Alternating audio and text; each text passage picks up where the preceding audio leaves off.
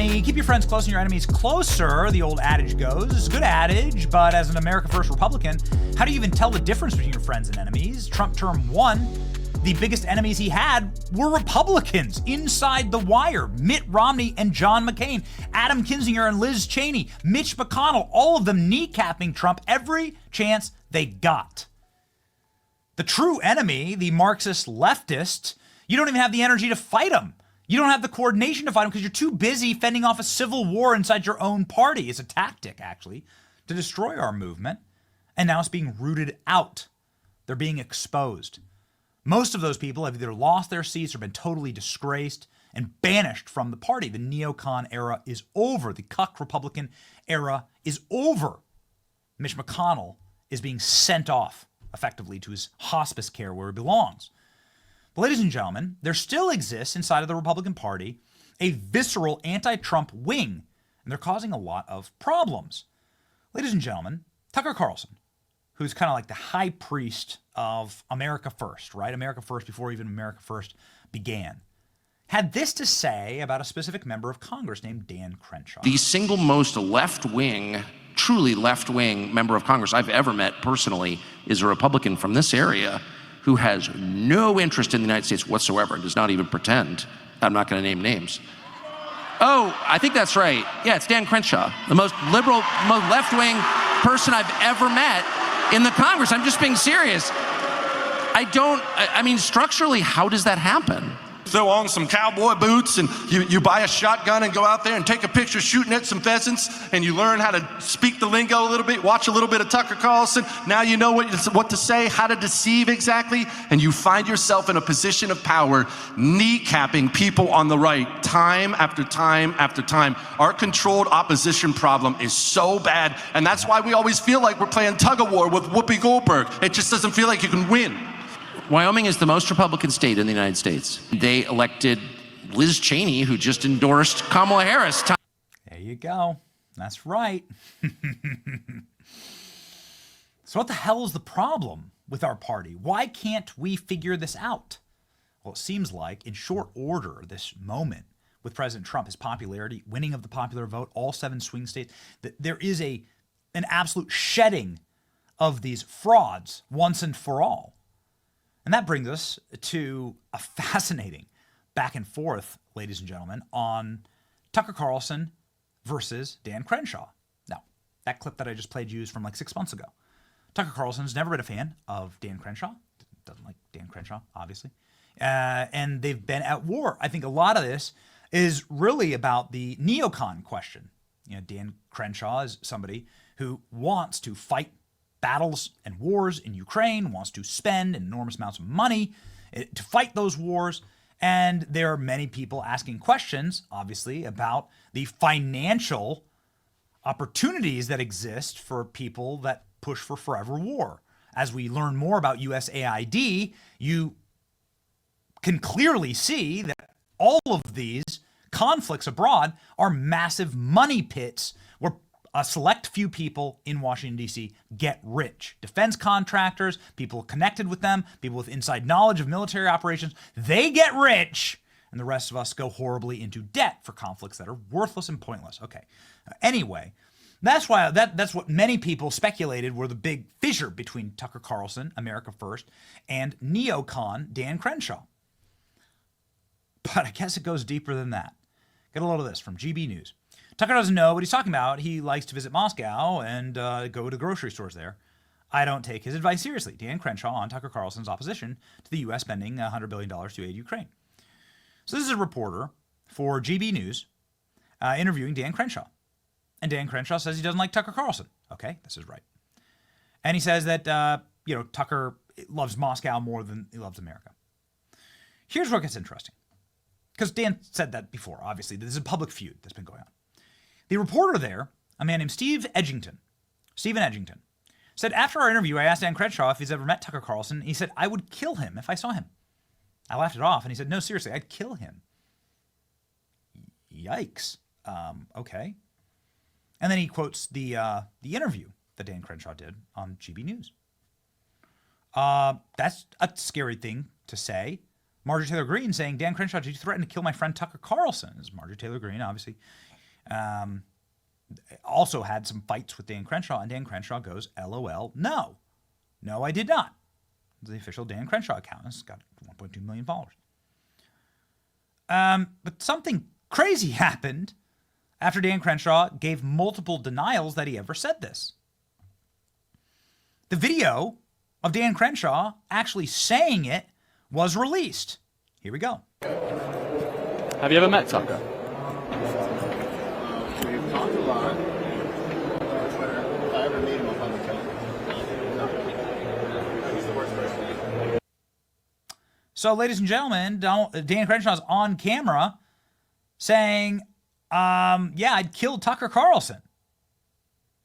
This, of course, elicited a response from Elon Musk.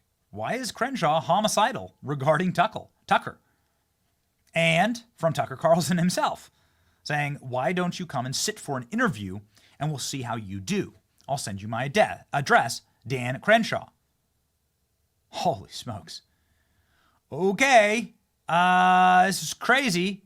It's leading to a lot of news articles from from mainstream publications. It's really, like unbelievably insane timeline where a member of Congress is like threatening to kill a journalist, and not only a journalist, but like one of the most famous journalists in his own party, right? Like Tucker Carlson's a hero of the right. So you're threatening to kill him on camera? Republican Congressman and former Navy SEAL Dan Crenshaw, apparently caught on hot mic, threatened to kill former Fox News host Tucker Carlson, who now runs the Tucker Carlson network. The Texas representative had finished giving an interview on a British news channel when Crenshaw then admitted that he'd never met Tucker Carlson and said, if I ever met him, I'd fucking kill him. He then apparently went on to call Carlson the worst person. The remarks came after a fiery interview in which Crenshaw criticized Tucker Carlson, saying he doesn't know what he's talking about. Okay. When Carlson ally Marjorie Taylor Greene asked the congressman on X whether he'd threatened his friend, Dan Crenshaw said no. A series of posts on X, Edgington, who's the reporter here, provided proof of Crenshaw's remarks. He told me when I laughed that it wasn't a joke, the journalist claimed. Okay. Well, Dan Crenshaw got community noted here. The community notes saying there's audio proof, there's literal proof that you said you wanted to kill Tucker Carlson. There's actual evidence of this. So why would you lie about it? A couple of quick takeaways from all of this. Is there going to be consequences for Dan Crenshaw? It seems like a pretty severe thing to do. Shouldn't take these kind of death threats seriously. Also, it seems really unstable to say stuff like this about a member of the press, about Tucker. Like, everybody knows Tucker. Why would you say something like this about it? It seems like there's something worse going on here. But then the greater, whether he meant he's going to physically kill him or not or whatever, you zoom out even more, why would you lie about it? Like, the ease at which members of Congress feel like they have impunity to just straight up lie. Crenshaw went and lied about this. One other way to have done this would have been like when the reporter says, you said you're going to kill Tucker, you come out and say, yep, I did actually say that. I just hot under the collar and I didn't actually mean it. And I apologize to Tucker. You just you admit it. You know that you said it. So you say, I'm sorry that I said that. Or you don't apologize and you just say, yeah, I totally mean it. But those are much better options than lying about not saying it and then having video proof that you said it. The impunity at which these people lie to us is so frustrating. You don't have to say you didn't do that when you did do that. Actually, you did do it. Here's the video of you doing it. Here's the community note. Here's the video of Dan Crenshaw in question. It's insane, ladies and gentlemen.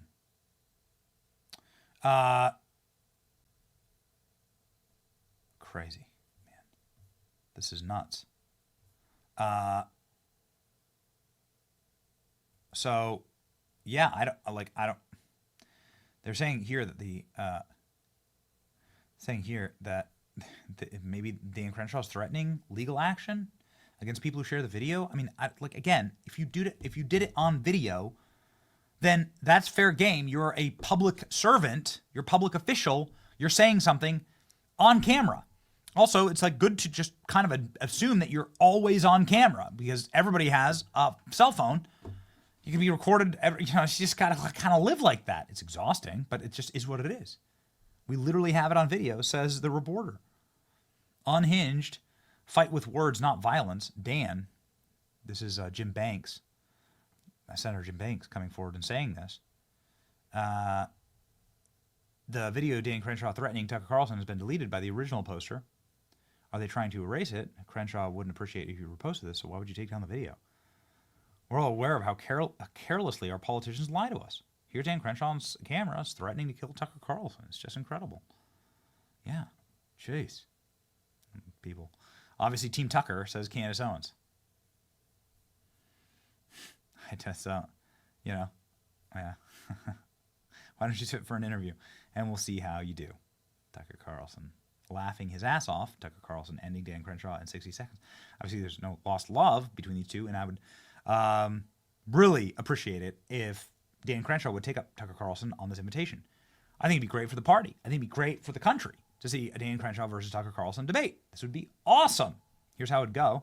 Crenshaw obviously is not emotionally prepared to lead anything, and he's out of control. He's out of control, and I think that he's a really volatile person. I hope he gets help. I mean that, and but he's also a pretty sinister person, I would say, whose priorities are not aligned with his party's voters, but also have kind of nothing to do with the United States. So right. I object. I mean, want to be honest. I feel sorry for Dan Crenshaw. I've had conflict with Dan Crenshaw. I felt like he was emotionally out of control, and so I feel sorry for him. But I also think it's not just him. It's a lot of the leadership of that party just doesn't put the United States first at all. And they all want to suck up to Trump and America first. Really, where's the money going? It's not going here. It's going to the countries whose lobbies control you. Right. That's the truth.